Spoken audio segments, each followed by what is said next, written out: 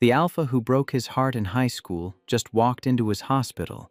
Taryn smelled him before he saw him.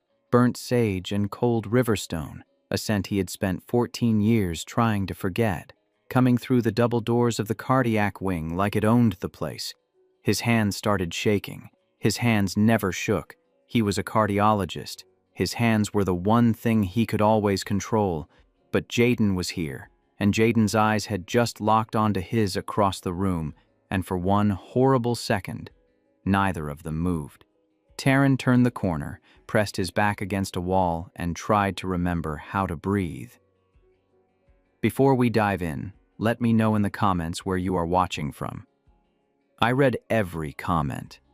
Now sit back, relax, and enjoy today's story. Taryn presented as an Omega at 14. Us and his mother cried for 3 days. Not because she was disappointed. She cried because she knew what the world did to Omegas who wanted too much, and Taryn had always wanted too much. He had been a sick child, born with a congenital heart defect, a small hole between the chambers that made his heart work too hard and his body tire too fast.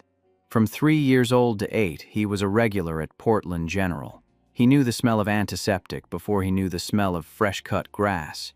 He knew which vending machine had the good crackers and which elevator was fastest to the 3rd floor. He knew the night nurses by name, and they knew which cartoons he liked, and that he cried quietly so he would not wake his mother sleeping in the chair beside his bed. The surgery that fixed him happened when he was 8. He woke up, and his chest did not ache the way it always had. His heart beat clean and even and strong for the first time in his life. The doctors had done that.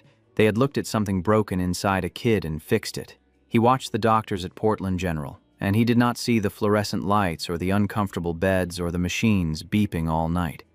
He saw people who walked into rooms where someone was scared and hurting and knew exactly what to do. They were calm when everything else was chaos. They carried other people's worst days on their shoulders and still showed up the next morning. He thought they were the most amazing people in the world. He told his mother at 9 years old that he was going to be a heart doctor, a cardiologist. He had watched them do it for 5 years. He wanted to learn how. She was right to worry. After he presented as an Omega, the school counselor suggested nursing instead. His biology teacher told him Omegas lacked the temperament for high-pressure medicine. 3 college programs waitlisted him with polite recommendations toward less demanding specialties. Every door his mother had feared would close. Closed. Taryn kicked them open anyway. It cost him his body. His heats came every 3 months, and each one was a week he could not afford to lose. So he loaded up on suppressants, maximum dose, sometimes more. He studied through the cramps, through the fever spikes, through the nights when his body was screaming at him to stop and nest and rest, and he refused because the cardiology exam was in 2 days, and he did not have a week to give. His hands would shake during the worst of it, and he would grip his pen tighter and keep writing. He kept a heating pad under his desk during lectures, and nobody knew because he wore oversized hoodies and sat in the back. By his 3rd year of medical school, his endocrinologist told him the long-term suppressant use had likely damaged his heat cycle permanently. Shorter windows, reduced fertility. He filed that information away and kept studying. He got into cardiology. It took everything he had. 4 years of undergrad, 4 years of medical school, 3 years of internal medicine residency, 3 years of cardiology fellowship, 14 years of training after high school. He finished at 32, and Greenvale Memorial offered him an attending position in their cardiac unit before the ink on his board certification was dry. But before all of that, before the refusal became a lifestyle, there was Jaden. They met in sophomore chemistry, assigned as lab partners because Mrs. Park seeded alphabetically. Jaden was already an alpha who made rooms reorganize themselves around his presence. Tall, quiet, precise in his movements, with an academic intensity that bordered on obsessive. He was going to be a surgeon. Everyone knew this. With Jaden, it was never ambition. It was just fact. Taryn had expected arrogance. He got something worse. He got kindness. Jaden just treated him like a lab partner. No questions about why an omega was in advanced chemistry. No hovering protectively over the volatile compounds, which was something most alphas did without thinking. He just showed up, did his half, and expected Taryn to do his. Taryn had never been more attracted to anyone in his life. "You're staring at the titration like it insulted your family," Jaden said one afternoon, 3 weeks into their partnership. His voice was low. He never raised it. He never had to. "It's off by 0.2 milliliters, and I cannot figure out why. Because you're overcompensating on the drop speed. Here." He adjusted the burette stopcock, his fingers precise. Their hands did not touch, but Taryn felt the proximity like a brand. Slower. Let gravity do the work. The solution turned pink. Perfect endpoint. Taryn looked up, and Jaden was watching him with an expression that had nothing to do with chemistry. That was the beginning. What happened over the next year and a half was slow and dangerous in its subtlety. Jaden saving the seat beside him in every class they shared. Amar's study sessions in the library that ran hours past their usefulness because neither of them wanted to be the first to leave. Jaden's scent, that burnt sage and cold riverstone, becoming the thing Taryn searched for in every room he entered. It was the night before the SATs when Taryn's suppressant dose hit wrong and a preheat flush crawled up his neck at 9 in the evening, and instead of panicking, instead of calling his mother, he called Jaden. Who came? Who brought water and a cold towel and sat on the floor outside Taryn's locked bedroom door for 4 hours, talking about surgical techniques and the migration patterns of Arctic terns and whether the school cafeteria's mashed potatoes were technically a war crime.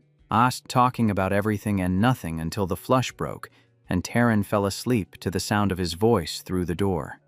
They never said it out loud. They should have. Taryn met Jaden's father once. Senior year, a Saturday in November. A formal family dinner with 12 guests at a table that cost more than Taryn's mother made in a month. Jaden's father was Dr. Beck, chief of surgery at St. Clair's Medical Center, the largest hospital network in the state. He sat at the head of the table and the room bent around him the way every room did when a powerful alpha sat down. The other guests deferred to him. His wife watched his mood before she spoke. Even the serving staff moved differently when he was looking. He was polite to Taryn. That was worse than rudeness.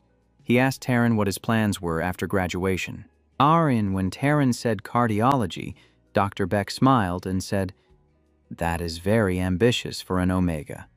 I admire your optimism." Then he turned to the guest beside him and did not speak to Taryn again for the rest of the evening. What Taryn did not know at the time was that Dr. Beck had been planning Jaden's future bond since Jaden was 14. The arrangement was with the Yu family. The Yus owned a pharmaceutical company that supplied St. Clair's entire network. Their omega son, June, was the same age as Jaden, already in pre-med at Johns Hopkins, and the match would merge medical infrastructure and pharmaceutical supply under one bonded family. Dr. Beck had been building toward this for years. Dr. Beck did not make suggestions. He made plans, and he expected them to happen. On the drive home, Jaden's hands were tight on the steering wheel.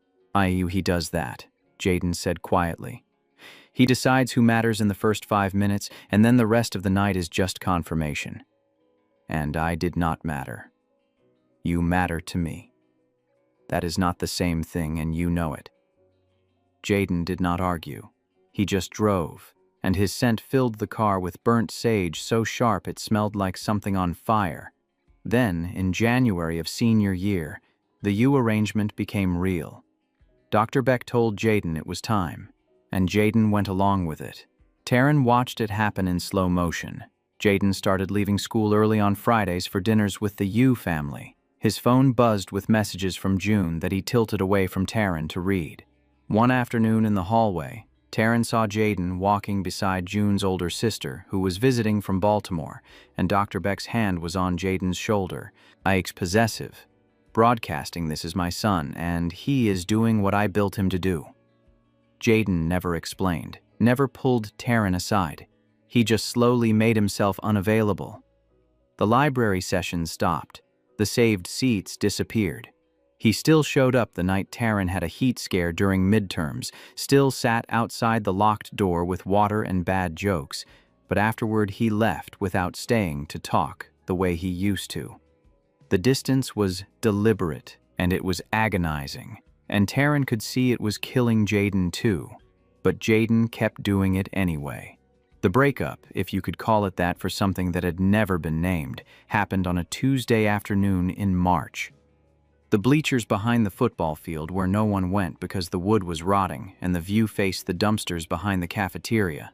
"When I heard you're meeting June's parents next weekend," Taryn said. His voice was flat.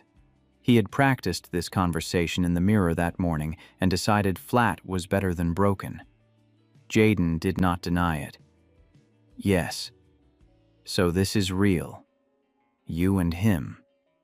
My father thinks it is a good match. I asked what you think." Jaden turned to look at him. His scent shifted, the sage sharpening into something almost acrid, the riverstone going cold. "It does not matter what I think. It matters to me." The silence went on too long. "I cannot give you what you want, Taryn." His voice was flat too, practiced, like he had also rehearsed this. "I am sorry." Taryn stood up. His knees felt disconnected from his body. "You could have just said that 6 months ago instead of letting me watch you choose someone else in real time." "Taryn, no." His voice came out steadier than he expected. "You do not get to sit here and apologize while you are actively going through with it. At least own it. At least say you are choosing this." Jaden looked at him, and for 1 second the mask slipped. His eyes were red. His scent was in pieces. He looked wrecked, but he kept the truth locked behind his teeth. "I am choosing this," he said, and his voice broke on the last word. Taryn left. He did not cry until he was 3 blocks away in his car, and then he cried so hard he had to pull over. Jaden did not follow. They did not speak again. 5 months of the same school, the same hallways, and Taryn walked past Jaden every day like he was furniture. It was the hardest thing he had ever done. Jaden left for Stanford in August. Taryn left for Seattle in September. Taryn turned that silence into fuel.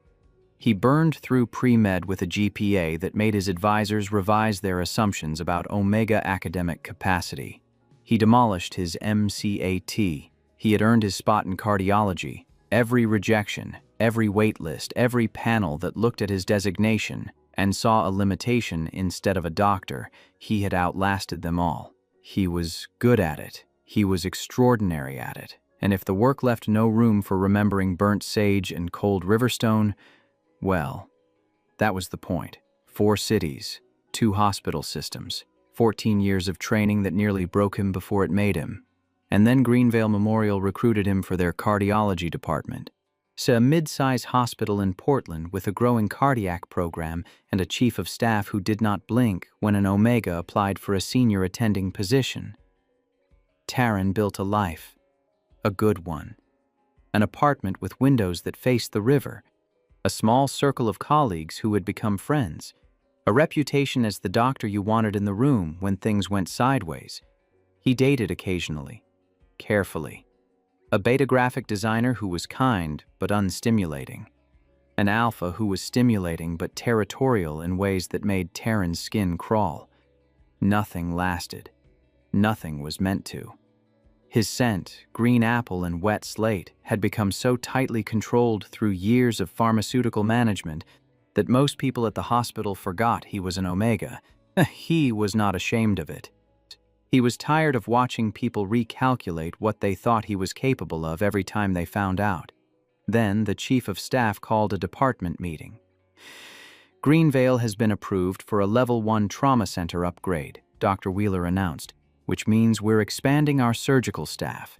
We've recruited a new attending surgeon from Johns Hopkins, Dr. Jaden Beck, orthopedic trauma specialist." She paused, and the pause carried weight. For those of you who have not heard of him, Dr. Beck completed 2 tours as a Navy combat surgeon before finishing his fellowship at Hopkins, where he published 14 papers in 3 years and developed a pedicle screw technique that is now standard protocol in 6 hospital systems. He is 32 years old, and he has already been invited to give the keynote at the National Orthopedic Trauma Conference twice. He is, by most measures, the most sought-after trauma surgeon under 40 in this country. And he chose Green Vale. The room murmured. Taryn's fingernails carved crescents into his palms under the table. The staff had been buzzing about Jaden for weeks before he arrived. Residents pulled up his publications. Nurses Googled his conference talks. 2 of the attending surgeons had trained with people who trained under him and spoke about his skill the way surgeons only talk about people who genuinely scare them. The word prodigy was used more than once, and it was not inaccurate. Jaden had built a career that would have been remarkable for someone 20 years older. He's entirely on military service and raw ability. But he was also a Beck. Everyone in the medical world knew that name. His father ran the largest hospital network in the state, sat on boards, ended careers with phone calls.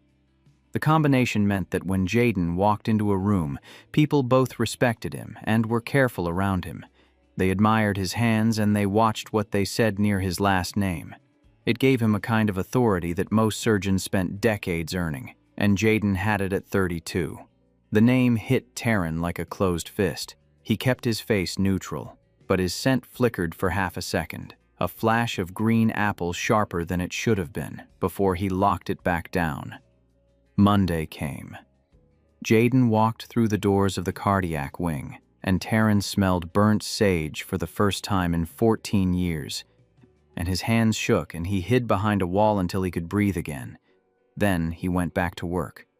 Because that was what he did. The first 2 weeks of avoidance were almost sustainable. Different floors, different schedules, different rhythms. Then the patient started requiring both of them, and avoidance became impossible. The first case together was a 22-year-old motorcyclist with a shattered femur who went into cardiac arrest on the table during surgery. Jaden was operating on the fracture when the heart stopped. Taryn was paged for the cardiac emergency. He got the heart beating again, while Jaden held the surgical field. They did not make eye contact once. When the patient was wheeled to recovery, Jaden left through one door and Taryn left through another. This became the pattern. Patient after patient. They existed in the same rooms and communicated in vitals and lab values and never once addressed the thing between them. The staff noticed. Of course they noticed. "Is there something going on between you and the new surgeon?" asked Meg, the charge nurse Taryn trusted most. She cornered him at the coffee machine at 2 in the morning. "No." "Really?" "Because you two have the most aggressive non-eye contact I've ever seen. Like 2 magnets turned the wrong way. There's nothing going on." He took his coffee and walked away. But something happened that same week that Taryn could not file away as professional.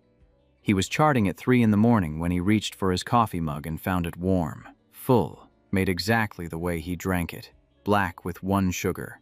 Which almost nobody knew because Taryn made his own coffee and did not talk about his preferences. He looked up.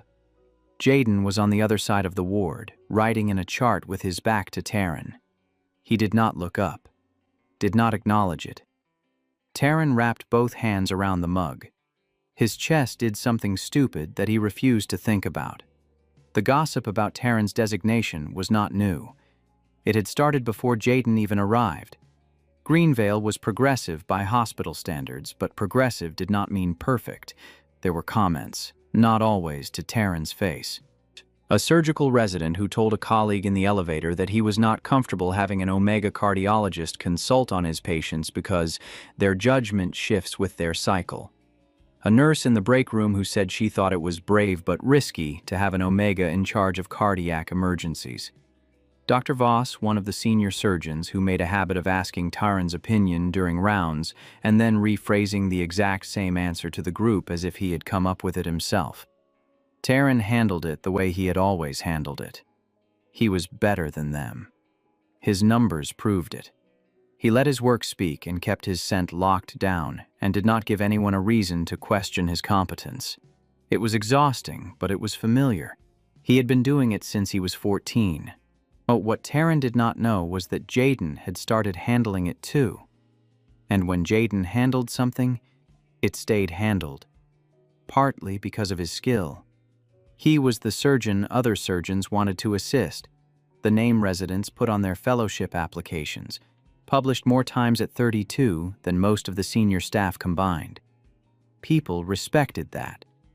But partly, too, because the Beck name carried weight that nobody at Greenvale was eager to test. Jaden never invoked it. He did not need to. It sat in the background and people adjusted their behavior around it, whether they admitted it or not. When Jaden spoke, people listened. When he told someone to stop, they stopped. The surgical resident who made the elevator comment found himself reassigned from Jaden's rotation within 48 hours. No explanation given. When the resident complained to Dr. Wheeler, she told him that rotation assignments were at the attending surgeon's discretion. The nurse in the break room received a curt email from Jaden, CC'd to the nursing supervisor, noting that commentary on a physician's designation in a shared workspace created a hostile environment and that he expected it would not happen again. The nurse did not make another comment. Dr. Voss was harder. He was senior staff with tenure. Jaden could not reassign him or email his supervisor, so instead, during a joint consult where Voss rephrased Taryn's diagnosis as his own, Jaden said, in front of the entire team, "Dr. Gill already made that call 5 minutes ago. It is in the chart. Should we move on?" Voss turned red. The residents stared at their shoes. Taryn, who had not asked for the intervention and was not sure how he felt about it, looked at Jaden across the patient's bed. Jaden did not look back.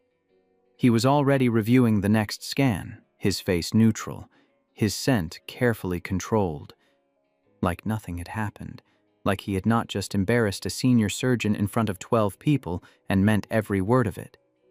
Taryn brought it up in the physician's lounge later that night. The thing with Voss today.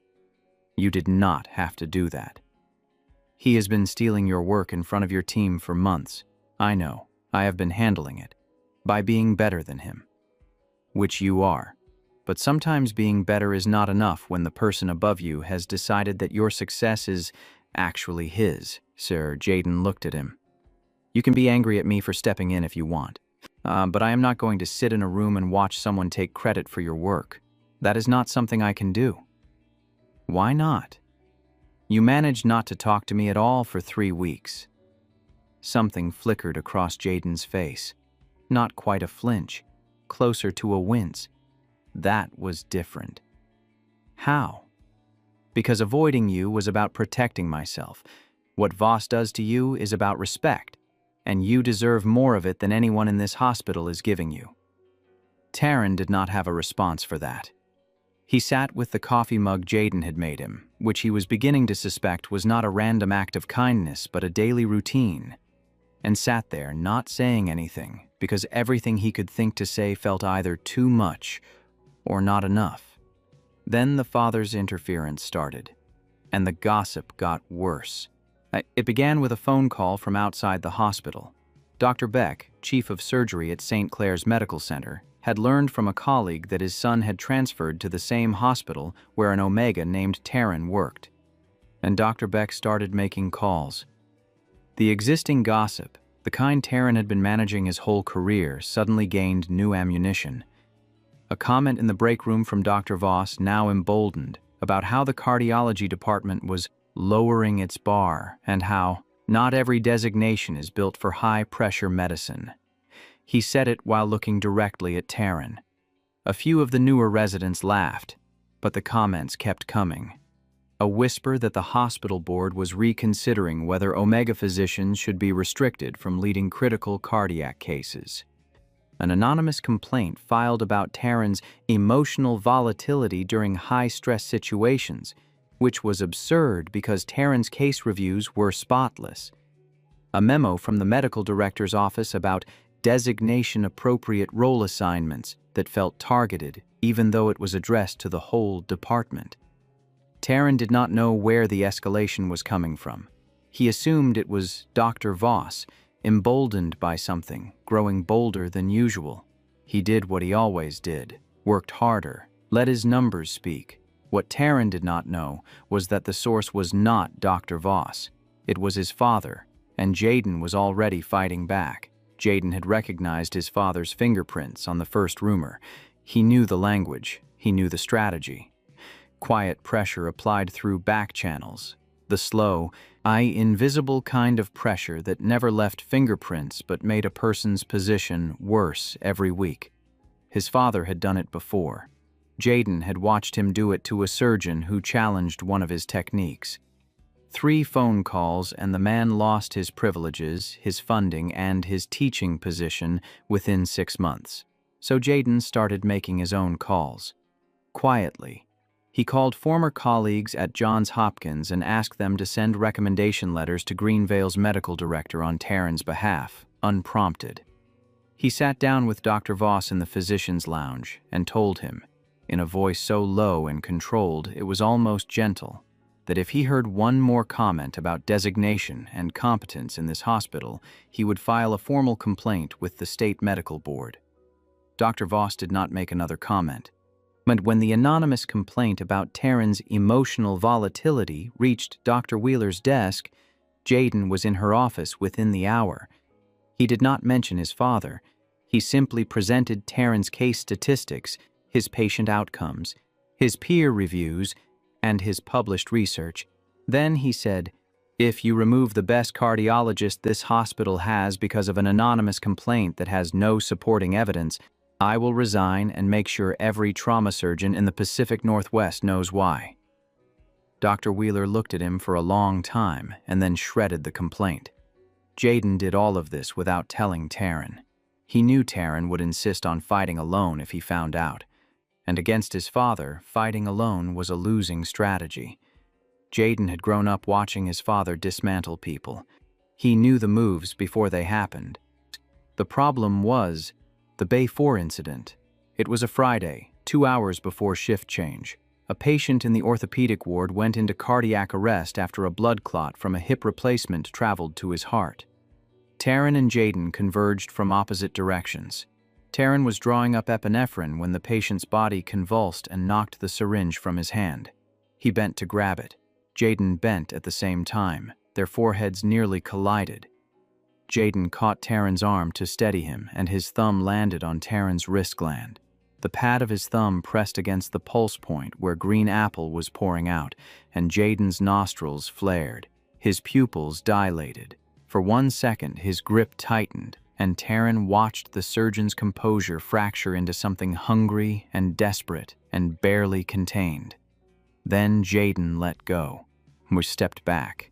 His face went blank, but his scent was deafening, sage and stone flooding the bay so thick the attending nurse looked up in alarm. "Syringe," Jaden said, his voice rough. Taryn's hand was trembling when he picked it up. They stabilized the patient in silence. Neither mentioned the grip. That night, alone in his apartment, Taryn pressed his own thumb against the wrist gland where Jaden's had been and hated how his body responded to the memory. 2 weeks after that, Taryn found out about the calls. It happened by accident. He was in Dr. Wheeler's office for a routine case review when she mentioned casually that the anonymous complaint had been dismissed. "What anonymous complaint?" Taryn said. Dr. Wheeler paused. "The one about emotional volatility during high-acuity cardiac cases. It was filed last month. Doctor, Isbeck brought your full record to my office and made a fairly convincing case for shredding it." "Which I did." Taryn stared at her. "Jaden came to you about a complaint against me?" "He did not tell you?" "No, he did not." The cold that settled over Taryn had nothing to do with temperature. He left Dr. Wheeler's office, walked straight to the surgical wing, and found Jaden in the scrub room reviewing scans for an afternoon case. "What complaint?" Taryn said from the doorway. Jaden looked up. He did not pretend not to understand. Someone filed an anonymous complaint about your clinical judgment. I handled it. You handled it. I presented your case statistics to Dr. Wheeler. The complaint had no basis. She agreed. What else have you handled that I do not know about? Jaden was quiet for a long moment. Then he put down the scans. Dr. Voss made comments about Omega physicians in the break room. I spoke to him privately. He stopped.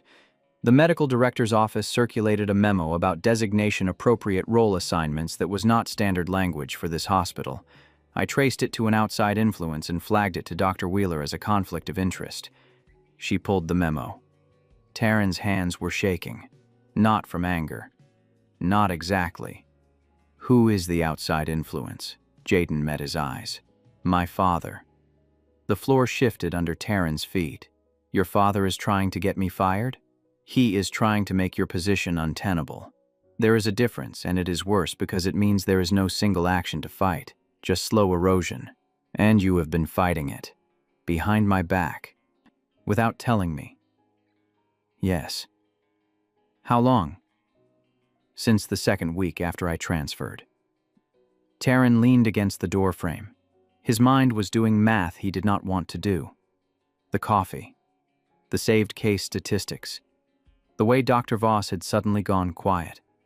The recommendation letters that had arrived from Johns Hopkins surgeons Taryn had never met. All of it had been Jaden. Why?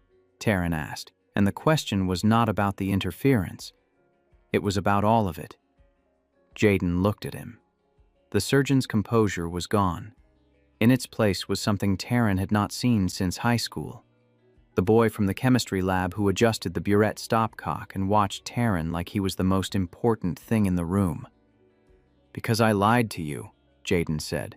Back in high school, everything I told you on those bleachers was a lie. I never chose the arrangement. I never wanted June. My father looked into you after that dinner. He pulled records. He found out about your heart condition as a kid. And he told me that if I did not go through with the U arrangement, he would call every medical school you applied to and flag your childhood cardiac history as a liability for high-stress programs. He sits on admissions boards. He golfs with deans. When the chief of surgery at St. Clair's calls with a concern, people take notes. Taryn could not breathe. You were 18 years old, Jaden said. You had spent your whole life fighting for a career that most people told you was impossible. You had wrecked your body with suppressants just to keep studying. And my father was going to take it from you with a phone call. You were more than good enough. That was never the problem. The problem was that I loved you, and he knew it, and that made you a target. His voice cracked. So I went along with the arrangement. I met June's parents. I let you watch me do it. I let you think I had chosen someone else because I thought if you hated me, you would let go. And if you let go, my father would have no reason to make those calls. And then? And then when it came time to actually bond with June, I refused. I could not do it. He was a good person, and I could not look at him without thinking about green apples. My father was furious. He cut me off completely. No funding, no hospital connections, no family. I paid for the rest of my training through Navy surgical scholarships. 4 years of field hospitals. 2 deployments. So you destroyed your own life too? Yes. And you never told me. By then you were already in medical school. You were already becoming the doctor you were meant to be. The threat was gone, because my father had no leverage anymore, and I thought you were better off without me. Taryn was quiet for a long time. The scrub room hummed. Somewhere beyond the door, a nurse paged for anesthesia. Normal hospital sounds in a moment that was anything but normal. You let me believe for 14 years that I was not worth choosing, Taryn said. His voice was low and very controlled. That is what you did. You let me build my entire adult life around the idea that the person I loved looked at the options and picked someone else. I know. And now you are here, at my hospital. Quietly fighting your own father behind my back because you still think you need to protect me without telling me. I know how it looks. It looks exactly like what you did 14 years ago. You are making choices for me. You are deciding what I can and cannot handle. You are protecting me instead of trusting me." Jaden flinched. It was small, a movement in his jaw, but Taryn saw it. "You are right," Jaden said quietly. "I should have told you about the interference from the start. I should have come to you and said my father is targeting you and here is what I know and what do you want to do about it. I did not do that because I was afraid you would tell me to stay out of it, and I could not stay out of it. Not when it was my father, not when the damage was my fault. It was not your fault. It was his. The reason he is doing it is because of me. Because 14 years ago I had feelings for you that I could not hide well enough, and he saw them, and he decided you were a threat to his plan. And now he has found out we are at the same hospital, and he is doing it again. That is my fault, Taryn. I brought this to your door." Taryn pushed off the door frame, crossed the scrub room, stood close enough that their scent zones overlapped, burnt sage against green apple, and the combination produced something neither of them had smelled in 14 years, like morning air through an open window. "Then we fight him together," Taryn said. "Not you behind my back. Not me pretending the rumors are just one biased surgeon. Together. Can you do that?" Jaden looked at him.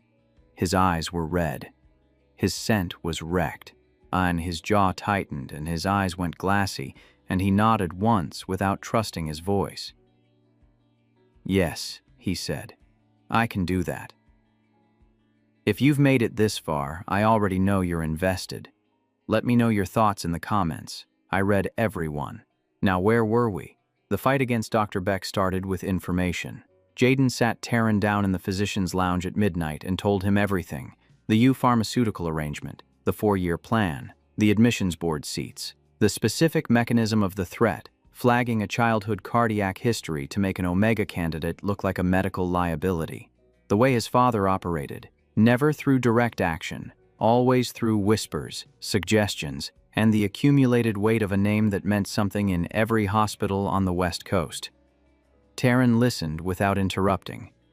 When Jaden finished, Taryn said, "Your father sounds like a man who has never been told no by someone who meant it. That is accurate. Good. I have been telling people no my entire life. I am very good at it." Jaden looked at him across the lounge, and something in his chest locked into place and did not let go. They started with the institutional damage. Taryn filed a formal records request for any external communications regarding his personnel file. Dr. Wheeler, who had suspected outside interference for weeks, approved it immediately. The trail led back to 3 phone calls, all from numbers associated with St. Clair's Medical Center, all to members of Greenvale's Medical Advisory Board. Dr. Beck had not been subtle, he had been confident. Those were different things, and the difference mattered. Taryn presented the findings to the hospital board himself. He stood in a conference room in front of 8 board members and laid out the pattern. The anonymous complaint, the designation memo, the phone calls. He kept his voice level and presented his case statistics, his patient outcomes, his peer reviews, and his published research. And then he said, "The question in front of this board is whether Greenvale Memorial makes staffing decisions based on physician performance or based on phone calls from someone who does not work here." The board voted unanimously to open an ethics investigation into the external communications. Dr. Beck's name was formally flagged.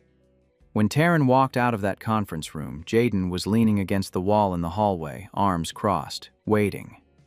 "How did it go?" Jaden asked. "Unanimous." "I could have told them that," Jaden said. He was trying not to smile and failing badly. "I know, but it needed to come from me." "Yes, it did." He paused. "You were incredible in there." "I know." Jaden laughed, short and surprised, like the sound had escaped without permission. It was the first time Taryn had heard him laugh since high school, and the sound hit him somewhere he was not prepared for. The romance did not restart with a grand gesture. It restarted with proximity. Now that the secret was out, now that they were fighting the same fight and sitting in the same lounge at midnight and going over the same documents, the careful distance collapsed. Jaden brought Taryn coffee every morning, and Taryn stopped pretending it was not the best part of his shift. They ate lunch together in the cafeteria without pretense, and the staff stopped whispering and started smiling. Meg cornered Taryn at the nurse's station and said, "Finally, the weather system is clearing up." The first time Jaden touched him on purpose was 3 weeks after the scrub room confrontation. They had just lost a patient. It happened sometimes, not often, but when it did, it hit hard. They were standing in the hallway outside the OR not talking, the way you do after a case that went wrong. Taryn's hands were shaking from the adrenaline drop. He pressed them against his thighs, trying to steady them, and Jaden reached over and took both of his hands in his. He did not say anything, just held them. His surgeon's grip was warm and firm and certain. Ein and Taryn stood there in the fluorescent hallway of Greenvale Memorial and let an alpha hold his shaking hands and did not pull away. "I looked you up," Jaden said, not looking at him, looking at their hands. "Every couple of months, your publications, your case reports, that profile piece about Omega cardiologists. I read all of it." He paused. "I just needed to know you were okay, that the whole thing had not been for nothing." Taryn's throat was tight. Was it enough? No, it was never enough, not even close. He squeezed Taryn's hands once, gently, and then let go and walked away. And Taryn stood in the hallway for a long time, looking at his hands, which had stopped shaking. The first kiss happened in the on-call room 4 days later. Taryn had fallen asleep after a double shift. He woke to Jaden sitting on the floor beside the bed, his back against the frame, his jacket draped over Taryn's shoulders. The room smelled like sage and stone and Jaden. "How long have you been here?" Taryn's voice was thick with sleep. "A while?" Taryn reached down and tugged the collar of Jaden's scrub top.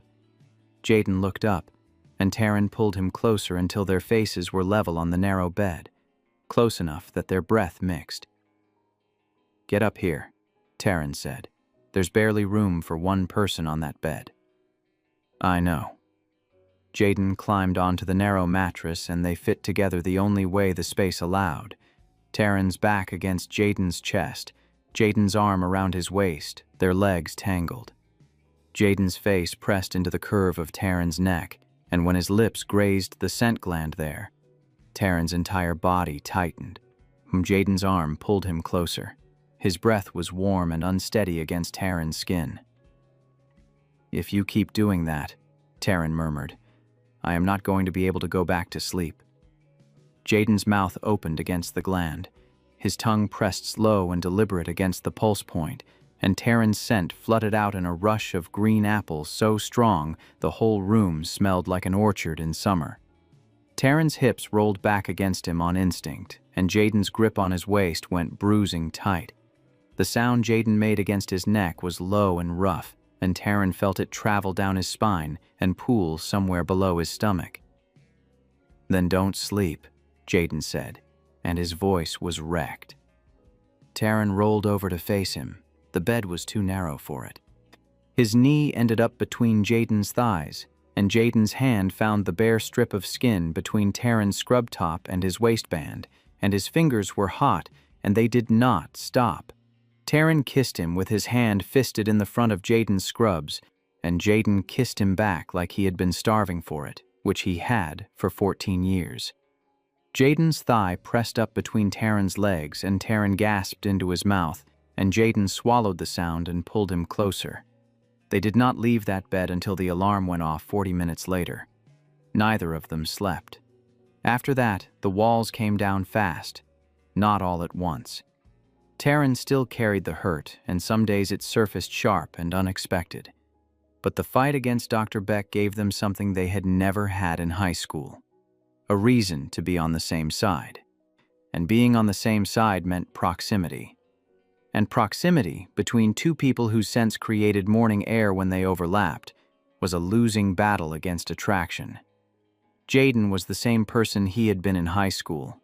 Sharp with the world and impossibly gentle with Taryn. He argued with insurance adjusters on the phone with a coldness that made residents clear the hallway, and then 15 minutes later left a post-it note on the nurse's station counter that said, "Drink this.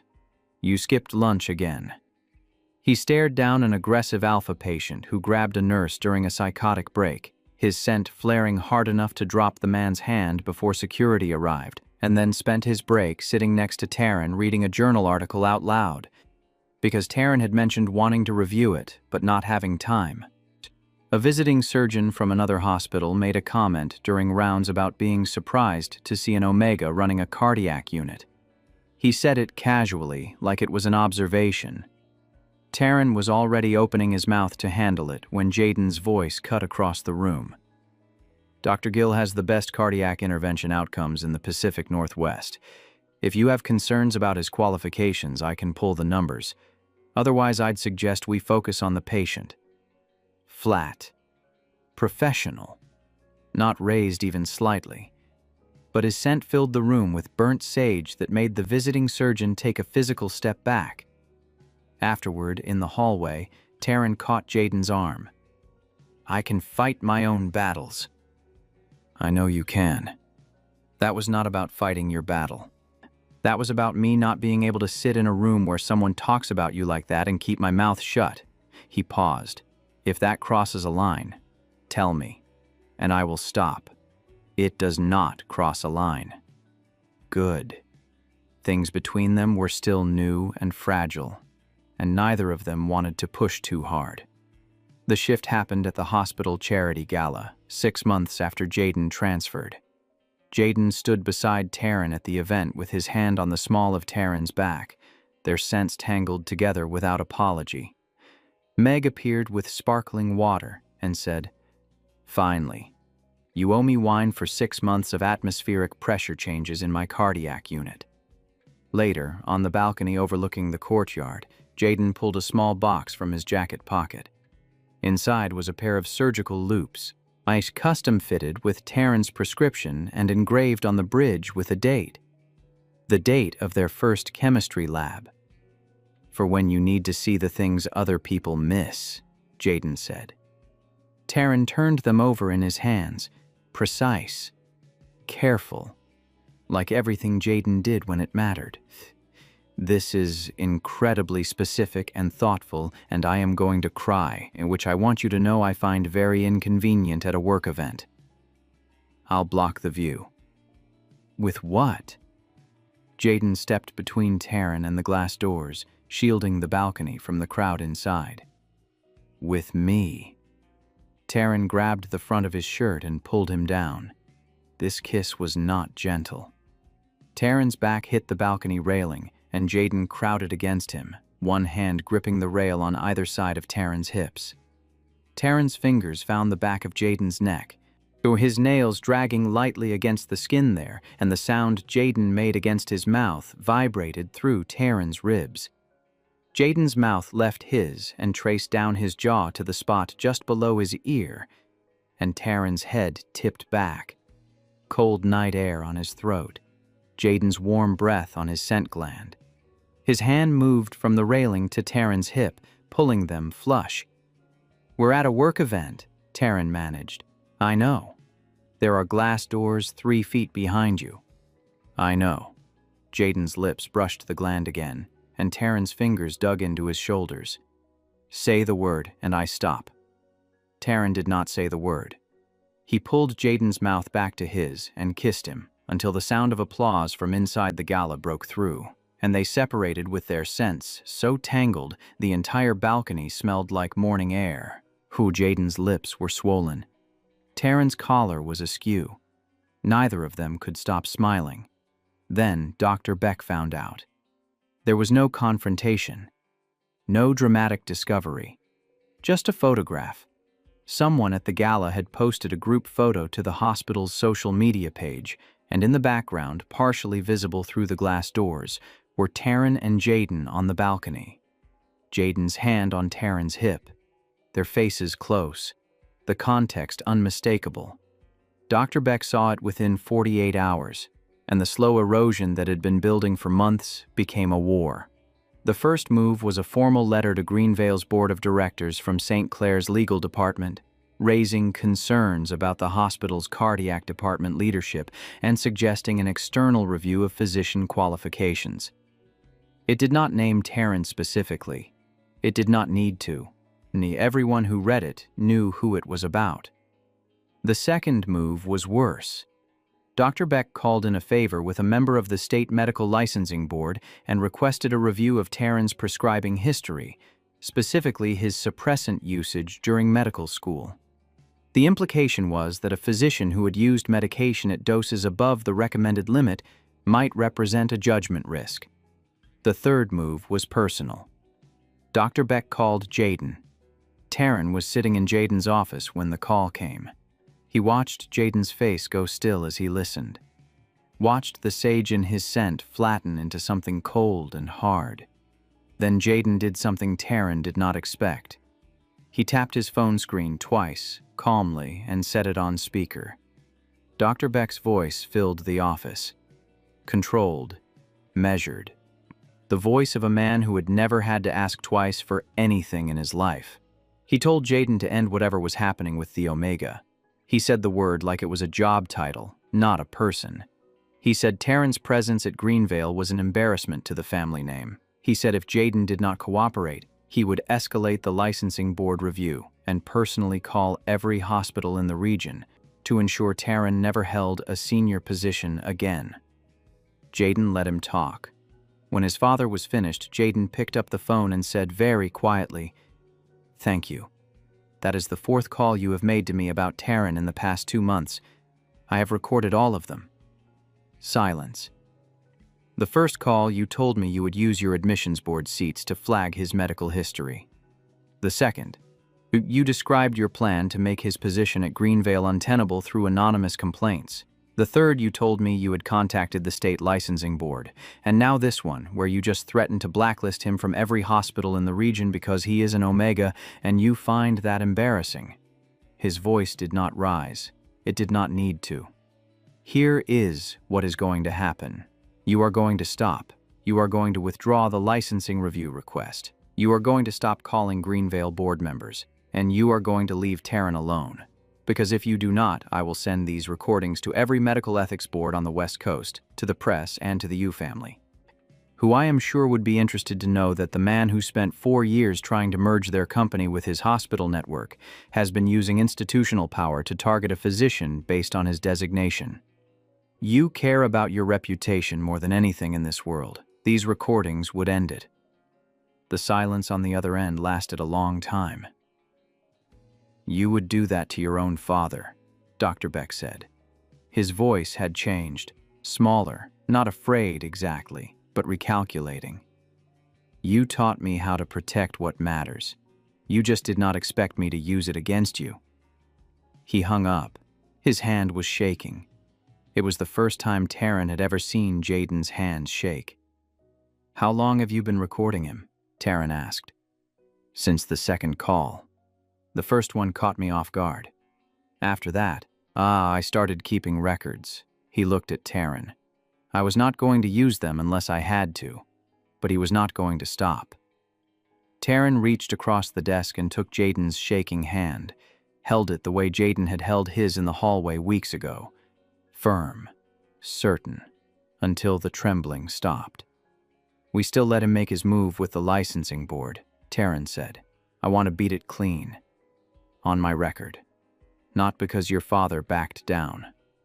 You want to fight it even though we could end it right now?" "I have been fighting people who think my designation means I do not belong since I was a teenager. Your father is just the latest one.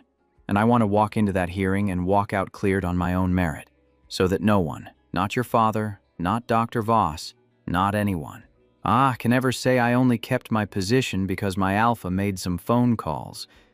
Jaden squeezed his hand once. "Yeah," he said.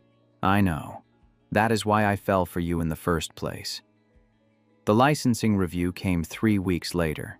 Taryn appeared before the panel in person. He brought his full medical records, his prescribing history, his endocrinologist's statement confirming the suppressant dosages were within the range commonly used by Omega medical students, and a complete training record with 0 disciplinary actions across 4 institutions. He also brought his full patient outcome data from fellowship and his first year as an attending. 47 cardiac catheterizations, 12 emergency interventions, Zero malpractice complaints and a patient survival rate that outperformed the national average by 11%. The panel cleared him in under an hour. When Taryn walked out of the hearing, Jaden was leaning against the wall in the hallway, arms crossed, the exact same posture as the hospital board meeting weeks earlier. This was becoming a habit. How did it go? Cleared. Unanimous. Again. Jaden crossed the distance between them in 3 steps, took Taryn's face in both hands, and kissed him in the middle of a government building hallway with fluorescent lights buzzing overhead and a janitor pushing a mop cart around the corner. "I love you," Jaden said against his mouth. "I have loved you since you told me my mashed potato opinions were a war crime. That was 3 weeks into sophomore chemistry. You loved me for 2 years in high school and never said it. I said it every day. I just used chemistry equipment and bad jokes instead of words. I was 17. I didn't know how to say it out loud." Taryn pulled back. "That was terrible." "Yeah, but it's true." "I know. That's the worst part." He kissed him again. Slower this time. The janitor cleared his throat loudly and they separated, and Taryn laughed, a real laugh. And Jaden looked at him like the sound was the best thing he had heard in 14 years. Dr. Beck did not call again. Not immediately. The silence lasted 2 months. During those 2 months, Taryn and Jaden built their life. Something that looked like a real life. Shared meals in Taryn's apartment. Jaden learning to cook because Taryn's shifts made regular meals impossible. And Taryn coming home to find the apartment smelling of garlic and sage, and the unmistakable smell of someone who had been cooking badly but trying hard.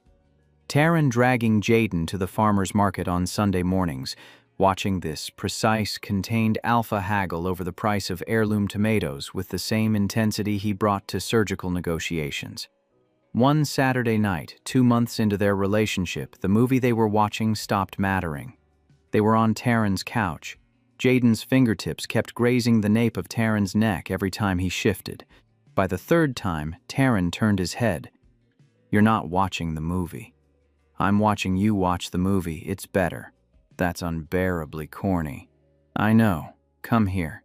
Taryn climbed into his lap, straddled his thighs on the couch, her knees pressing into the cushions on either side of Jaden's hips, and Jaden's hands came up to grip his waist with a grip that said he had been thinking about this for much longer than tonight. The kiss started slow. Jaden's mouth was warm and unhurried, like he had nowhere else to be. Then his fingers slid under the hem of Taryn's shirt, palms flat against the bare skin of his lower back, and Taryn ground down against him before he could stop himself. Jaden groaned into his mouth, and his hands spread wider, gripping Taryn's hips and pulling them flush together. "Your hands," Taryn said against his lips. "I think about your hands all the time. When you're operating, it's becoming a problem." "Yeah?"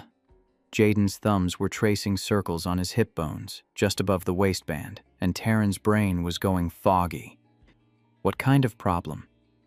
"The kind where you're placing screws 3 feet away from me and I cannot focus because all I can think about is what those fingers would feel like on my skin." Jaden stopped moving. Taryn pulled back enough to see his face. His pupils were blown. His scent had gone thick and dark, the sage turning smoky, and his hands on Taryn's hips had tightened hard enough to leave marks. "Say that again," Jaden said. His voice was barely there. "Make me." Jaden flipped them.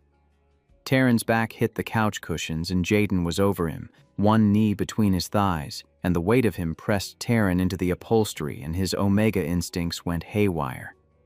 Taryn arched up against him and pulled at his shirt buttons, got 3 open, spread both palms against his bare chest, and felt his heartbeat hammering under the skin. Jaden's mouth found his neck.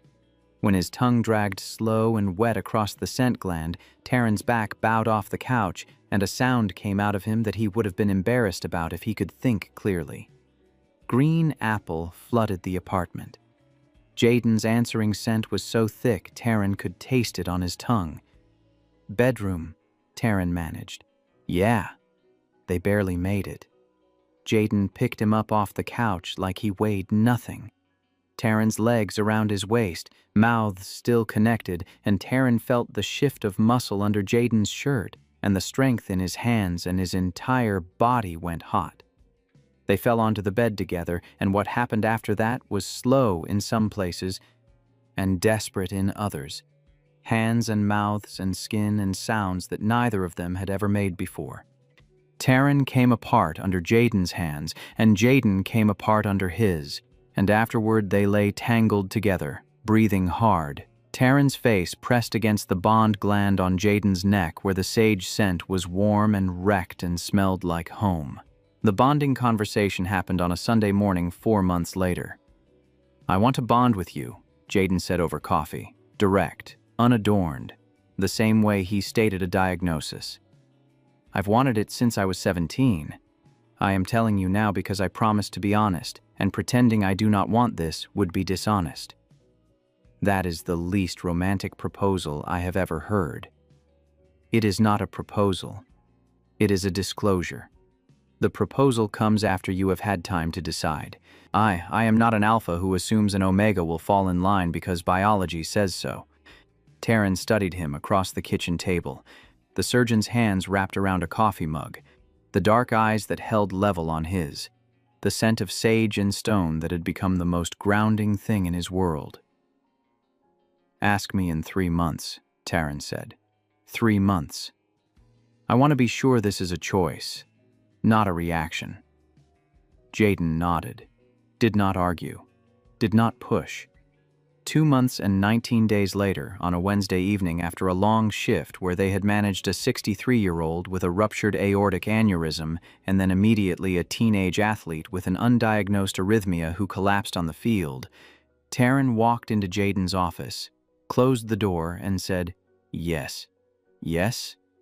You have 11 days left on my timeline, and I do not need them. Yes, I want to bond with you, because you are the only person who has ever made me feel like my ambition and my designation are not in conflict. Because when we work together, I am better than when I work alone, and I have never been able to say that about anyone else. Because your hands are the steadiest thing I have ever seen, and I want them to be the last thing I feel every night." Jaden stood, came around the desk, took Taryn's face in both hands and kissed him. "I had a speech prepared for next week," he murmured against Taryn's lips. "I bet it was very clinical. It had citations. Of course it did." They bonded on a quiet evening in December in Taryn's apartment with the windows open to the cold Portland air. Jaden undid the top button of Taryn's shirt slowly, his surgeon's fingers careful, reverent, unexposing the scent gland on the left side of Taryn's neck. He pressed his mouth there first, just breathing, and Taryn felt the warmth of it all the way down to his feet. Jaden paused against his skin, waiting. Taryn pulled him closer by the waist, his fingers hooking into the belt loops of Jaden's jeans. "I have been ready for 14 years. Stop hesitating and do it." The claiming bite was precise. The pain was sharp enough to make Taryn gasp, his hands fisting in the back of Jaden's shirt, his body arching into the alpha's chest. Then the pain dissolved into something else. A rush of connection so overwhelming it knocked the breath out of both of them. Taryn's legs buckled and Jaden caught him, holding him upright with both arms locked around his waist, his mouth still sealed against the bond mark. And Jaden made a sound against his neck that Taryn felt all the way through his body. Taryn felt Jaden's heartbeat sync with his, felt the burnt sage merge permanently with the green apple, creating that morning air scent as their baseline, their constant. "Oh," Taryn breathed. The bond flooded him with emotion that was not his own. Fear, grief, loneliness. And underneath all of it, running like a current through 14 years of silence, a love so stubborn and so constant that Taryn's knees almost gave out under the weight of it. "You felt all of that," Taryn said. "I feel all of you too," Jaden said. His voice was rough. "Every single year of it. I was always extraordinary." "Yes, you were," Jaden kissed the fresh bond mark on Taryn's neck. But now I get to watch. Dr. Beck reached out 2 weeks after the bonding. On not a phone call. A letter, handwritten, addressed to Jaden. Taryn was there when Jaden opened it. The letter was short. It did not apologize. It did not congratulate them. It said that Dr. Beck had reviewed the outcome of the licensing hearing and the hospital board investigation. It said that the results were clear and that further interference would be unproductive. It said that the Yu family had dissolved the pharmaceutical arrangement 6 years ago when Jaden refused the bond, and that the business relationship between the Yu company and St. Clair's had survived without the personal merger. It said that St. Clair's reputation remained intact and that Jaden's career trajectory, specifically the national keynote invitations and the growing number of hospitals adopting his surgical techniques, reflected well on the family name regardless of his personal choices. The last line read, "Your mother would have handled all of this differently. I am aware of that." Dr. Beck had not become a warm person. He had become a man who could do math. The cost of fighting had passed the cost of stopping, and he had chosen to stop. Jaden read the letter twice, set it down, looked at Taryn. "He is never going to like me," Taryn said. "No, he is not. Can you live with that? I lived without you for 14 years. I can live with my father being difficult. Those two things are not in the same category." Taryn picked up the letter, read the last line again. "Your mother would have handled all of this differently." Something in that sentence was as close to regret as a man like Dr. Beck would ever get. It was not enough. But it was the end of the war, and that was something. I want to meet her," Taryn said. "Your mother. I want you to tell me about her." Jaden was quiet for a moment. Then he smiled, small and real. "She would have loved you. She was an Omega. Did I ever tell you that?" "No." "She was pre-med when she married my father. She dropped out to raise me. Never said she regretted it, but I think she did." He paused. "She would have been furious at my father for what he did to you." Taryn leaned into Jaden's side. The bond hummed between them, steady and warm. "No more closed doors," Taryn said. "No more closed doors," Jaden agreed. One evening, almost a year after Jaden's arrival at Greenvale, they were sitting on the couch in Taryn's apartment. Jaden was reading a surgical journal. Taryn was reviewing patient charts on his laptop. The rain was falling. Their bond hummed between them. "Jaden? I have a question." "Go ahead." "That night, the SATs, when you sat outside my door for 4 hours, were you already in love with me then?" Jaden set the journal down. "I was in love with you from the moment you told me my mashed potato opinions were a war crime. That was week 2 of chemistry lab." "Week 2? Week 2? You loved me for 2 years, and went along with an arranged match and broke my heart and joined the Navy and showed up at my hospital 14 years later. When you say it like that, it sounds insane." "It is insane." "I know." He pulled Taryn closer. "But you're here. That's the part I still can't believe."